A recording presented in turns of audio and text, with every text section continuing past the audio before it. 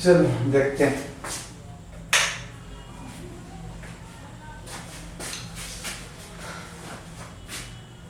देखो जो हम पिछले जो वीडियो था ना उसमें उसके हम जस्ट आगे कर रहे हैं। अगर नहीं देखे हो तो पहले उसको देख लेना फर्स्ट पार्ट्स को, और उसके बाद सेकंड पार्ट देखेंगे तो क्लियर ज्यादातर हो जाएगा। ठीक है, और जो अगर पहले से जानते हो उसके लिए तो कोई बात नहीं है। तो हम स्टार्ट करेंगे एक्टिविटी से। ठीक है, कि हम लोग कल बताए थे ये चीज बताया, थोड़ा सा रिकवरी बताता हूँ। ये बताया था कि जैसे मान लो ये एप्पल नीचे गिरा, ठीक है, चलो गिर गया, वो आ गया नीचे। अब उसको गिरने के बाद ये सोचा कि चलो ये अर्थ उसको अट्रैक्ट किया, चलो ये भी सही है।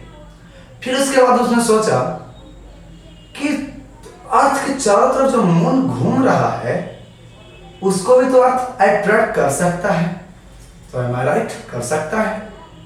जब वो कर सकता है तो मेरे पास क्यों नहीं आ जाता? तब दिमाग, इतना ही दिमाग सोच रहे थे न्यूटन साहब, उनके लगा उनको कि ऐसा हो सकता था। लेकिन कौन समझ में आया, कारण जब उन्होंने पता किया तब पता चला कि मून के पास अपना स्पीड था।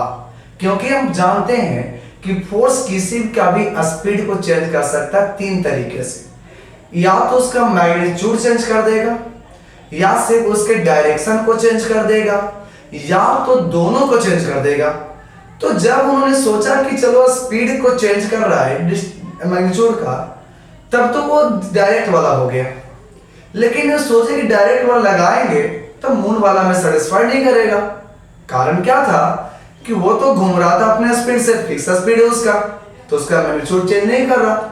लेकिन जब उन्होंने सोचा डायरेक्शन में तो चेंजिंग आ रही है, तो क्यों आ रहा है? तो ड्यू टू फोर्स। और वहां पर जो फोर्स के बारे में समझाया, और वो फोर्स कौन सा था? ग्रेविटेशन फोर्स था। तो उसी को हम लोग समझते हैं कि मून आखिर ऐसा कैसे है। ठीक है, तो उसी के बारे में हम अभी चलते हैं। तो फिर से हम एक्टिविटी पर आते हैं और उसको बताते हैं। सपोज ये मान लेते हैं कि ये अर्थ है किसका? हाथ। अब ये वाला इसको मानते हैं मून। अगर सोचो कि ये नहीं रहता तो ये सीधा स्ट्रेट चला जाता, लेकिन ये रस्सी है तो इसको जाने नहीं दे रहा है, आगे नहीं जाने दे रहा है, न बैक आने दे रहा है, ये सीधे ऐसे क्या कर रहा है? इसको रोटेशन करवाते चल रहा है। तो ये बात को हम लोग समझना है। तो कहता है एक्टिविटी करोगे कैसे? तो सबसे पहले कहता है take a piece of thread. Thread का हम एक छोटा सा टुकड़ा लेंगे।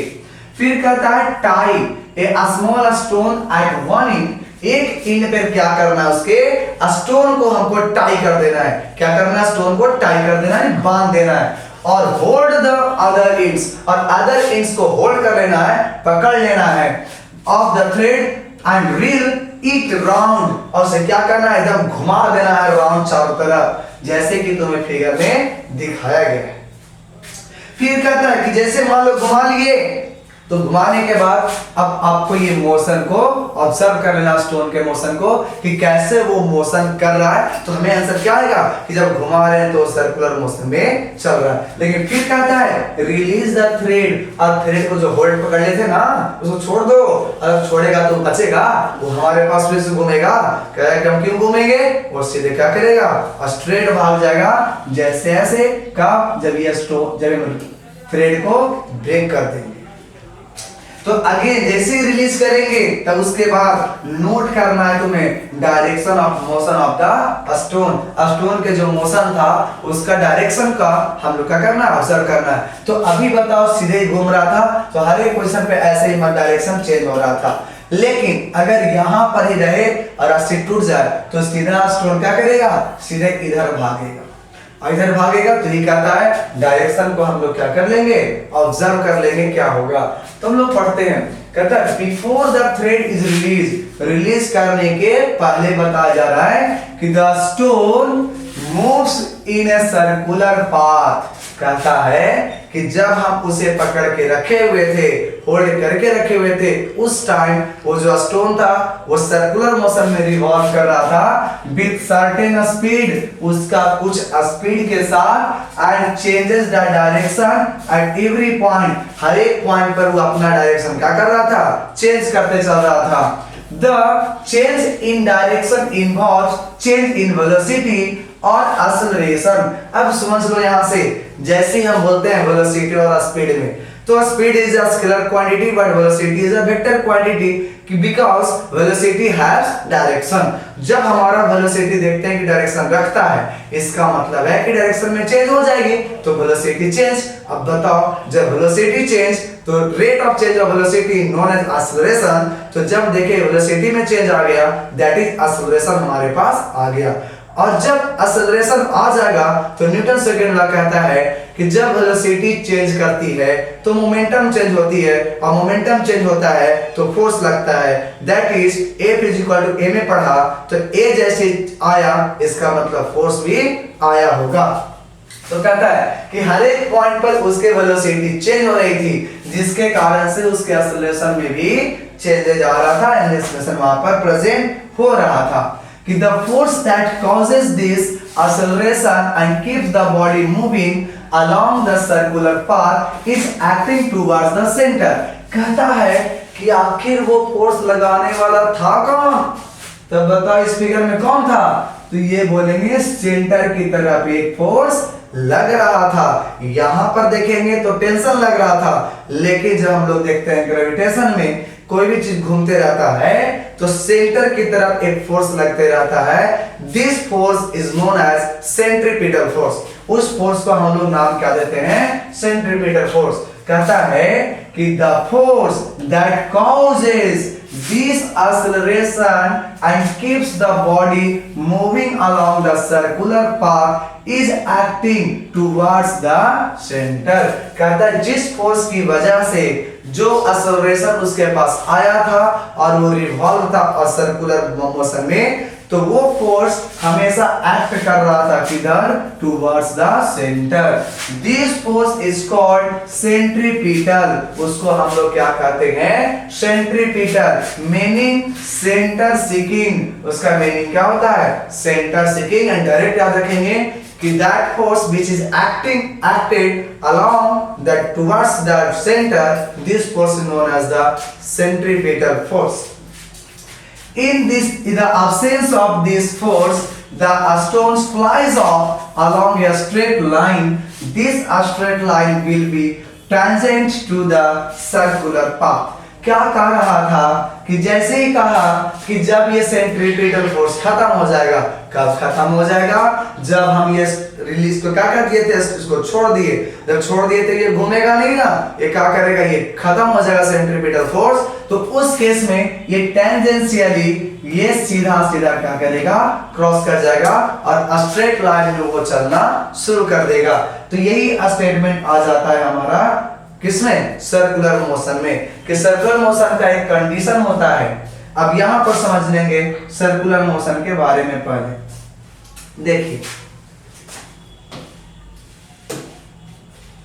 सपोज हमारे पास एक सर्कुलर पाथ है, इसके पास एक रेडियस भी होगा। सपोज ये है रेडियस, हम इसे सेंटर बोलेंगे C और रेडियस बोलेंगे R। अगर कोई यहां पर ऐसा ऑब्जेक्ट है जो मूव करना चाहता है कि नहीं हम मूव करेंगे, और उसका मास हमने प्रोवाइड करवाया m। कितना मास प्रोवाइड करवाया? m। फिर समझ लो कि एक था सर्कुलर पाथ, एक था यहां पर सेंटर, और इससे रेडियस जो सर्कुलर पाथ रहेगा तो उसका रेडियस तो अब रूपी रहना चाहिए। अब जब रेडियस है और उसके पास जो घूमने वाला है ब्लॉक या ऑब्जेक्ट, उसका मास हमने एज्यूम किया m, और कहा गया कि इसके पास वेलोसिटी का डायरेक्शन ऊपर की ओर है और वो कितना है? मान लेते हैं v। अब बताइए कि ये जो घूम रहा होगा बिना फोर्स का घूमेगा नहीं। अभी बताए कि वो फोर्स हमेशा किधर लगेगा? सेंटर की तरफ। तो ये सेंटर की तरफ लगने वाला फोर्स को सेंट्रीपिटल फोर्स कहते हैं। क्या कहते हैं? Centripetal force. तब कहा गया है कि centripetal force is equal to mass of object into velocity of object का स्क्वायर डिवाइडेड बाय r। यानी ये इतना फोर्स, ये जो फोर्स लगता है सेंट्रीपिटल फोर्स, हमको समझ में आ रहा है कि ये नहीं समझ में आया? फिर समझाते हैं कि जब भी अगर कोई भी ब्लॉक या कोई भी ऑब्जेक्ट मोशन में रहता है, जब भी मोशन में रहता है, सर्कुलर मोशन में, तो 100% ये गारंटी है कि वो एक फोर्स सेंटर की तरफ लगाएगा। This force is known as centripetal force. अब वो क्वेश्चन आता है कि वो सेंट्रीपिटल फोर्स कितने के बराबर होगा, किसको से इक्वेट करेंगे? तो centripetal force is equal to mv² by r, यानी मास लेंगे जो ऑब्जेक्ट घूमने वाला है, वेलोसिटी लेंगे जो ऑब्जेक्ट घूमने वाला था, और रेडियस लेंगे जिस पाथ पर वो घूमने वाला था। तो ये जो फोर्स होता है वो हमेशा किसके इक्वल होगा? mv² बाई r के इक्वल होता है। हम जैसे इसके बारे में जानते हैं तो हम आसानी से किसी का भी मोशन के बारे में बता सकते हैं। हम आगे इसके बारे में डिस्कस करेंगे क्योंकि ये इंपॉर्टेंट है, इसी से हम प्रूफ करेंगे कि जो square of inverse of square होता है ना, उसके बारे में प्रूफ करेंगे कि क्यों F is inversely proportional to r square होता है रोटेशन में। तो इसको याद रखना बहुत बहुत जरूरी है, ठीक है। तो सर्कुलर मोशन का मेन कंडीशन क्या है कि centripetal force is always equal to mv² by r, ठीक है। अब जब टेंजेंट की बात आता है, टेंजेंट कहते हैं किसको?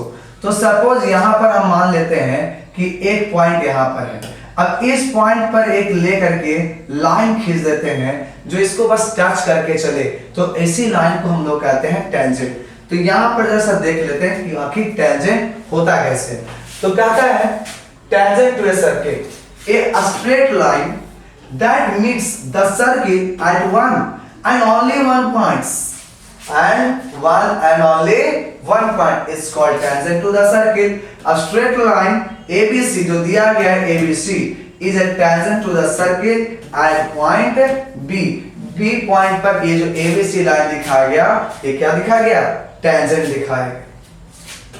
चलिए, कहता है the motion of the moon around the earth is due to centripetal force. Due to centripetal force of attraction force, the centripetal force is provided by the force of attraction of the earth. कहता है कि हम जान रहे हैं कि जो motion जो होता है मून का अर्थ के चारों तरफ घूमता है, वो इसके वजह से घूमता है, सेंट्रीपिटल फोर्स की वजह से।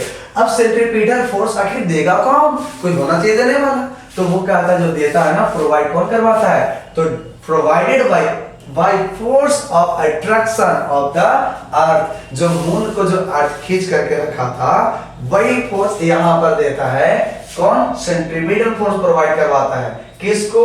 मून को, कि चलो तुम लोग और तुम रोड हमारे चारों तरफ घूमना शुरू कर दो। अगर हम तुम्हें सेंट्रीपिटल फोर्स दे देंगे, हमें इतने ज्यादा मजबूत हो जाए, हम देखते रहें और तुम हमारे मान तुमको हम हिप्नोटाइज कर दे। अब हिप्नोटाइज करेंगे जो हम कहेंगे सो करोगे, हम कहें घूमो गोले गोले, हम कहें कैसे तो घूमा, कारण क्या था घूमने का? तो तुम बोलेगा कि आपने हमको क्या कर दिया? सेंट्रीपिटल फोर्स प्रोवाइड करवा दिया।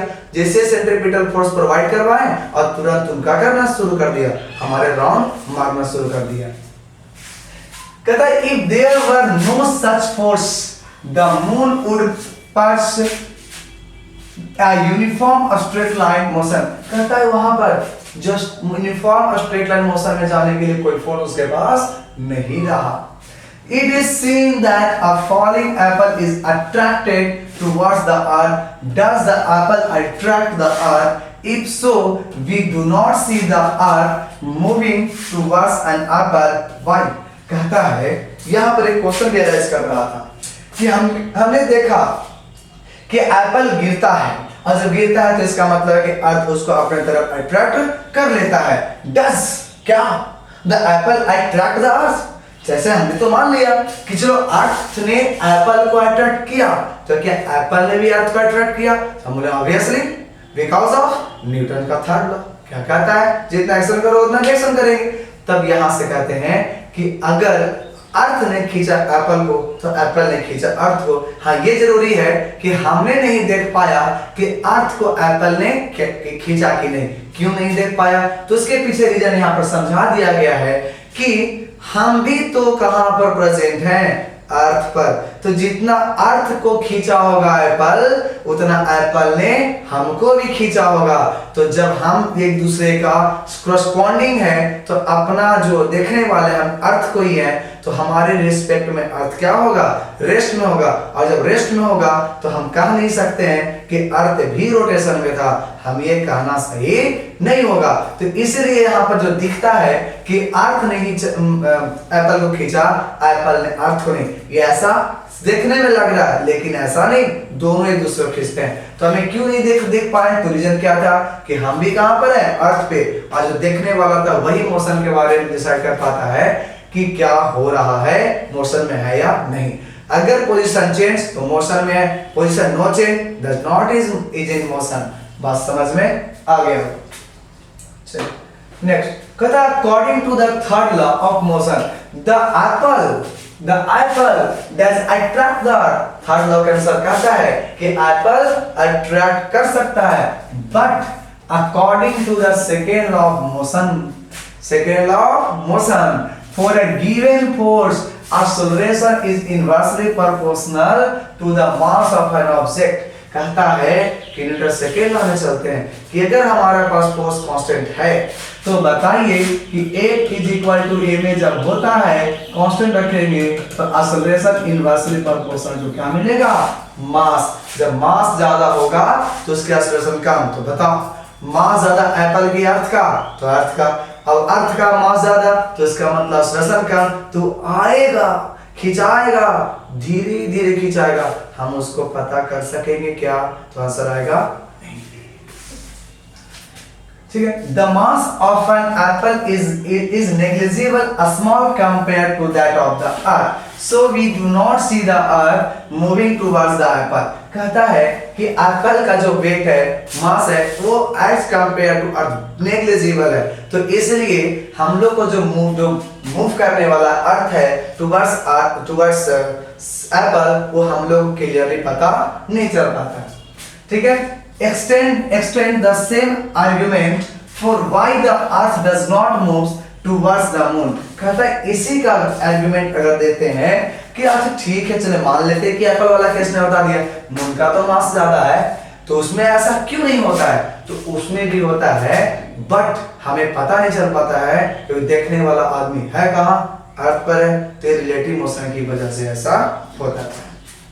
चलिए कहता है in our solar system all the planets go around the sun by arriving the same way, we can say that there exists a force between the sun and the planets। From the above fact, Newton conducts that not only does the earth attract an apple and the moon, but all the objects in the universe attract each other। This force of attraction between objects is called the gravitational force। कहता है इस सब जितने भी दिखाएं कि कोई भी एक दूसरे को अट्रैक्ट कर ले रहा है, तो हम इससे ये चीज निष्कर्ष निकाले न्यूटन ने कि जरूरी नहीं है कि अर्थ के पास ही ये एबिलिटी है कि किसी को अट्रैक्ट कर सके, ये किसी भी ऑब्जेक्ट को अट्रैक्ट कर सकता है। चलो नेक्स्ट, तो इसी फोर्स को हम लोग क्या कहते हैं, ग्रेविटेशनल फोर्स। अब नेक्स्ट में चलेंगे यूनिवर्सल लॉ ऑफ ग्रेविटेशन। तो आज इतना ही।